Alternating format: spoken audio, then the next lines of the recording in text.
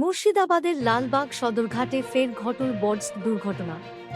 বৃহস্পতিবার সকালে একটি চারচাকা গাড়ি হেসেল বা ছোট ফেরিতে তোলার সময় নিয়ন্ত্রণ হারিয়ে সোজা গঙ্গায় পড়ে যায়।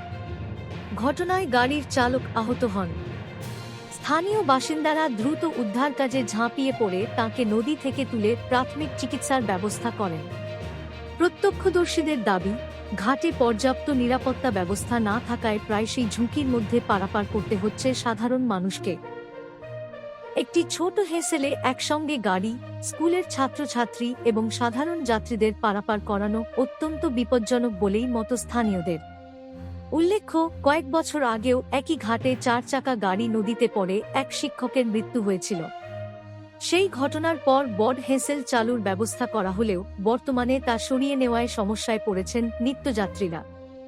স্থানীয়দের অভিযোগ, ঘাটে নেই পর্যাপ্ত র্যাম্প, নেই সুরক্ষা রেলিং বা নিয়ন্ত্রণ ব্যবস্থা। ফলে প্রতিনিয়ত দুর্ঘটনার আশঙ্কা থেকেই যাচ্ছে। ঘটনার পর ঘাটের কর্মী ও স্থানীয়রা মিলে নদীতে পড়ে যাওয়া গাড়িটি তোলার চেষ্টা চালান।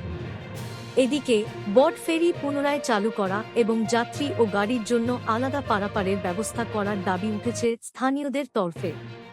প্রশাসনের পক্ষ থেকে এখনো পর্যন্ত কোনো আনুষ্ঠানিক প্রতিক্রিয়া মেলেনি। এলাকাবাসীর একটাই দাবি, আর কোনো প্রাণহানি নয়, অবিলম্বে নিরাপত্তা জোরদার করা হোক।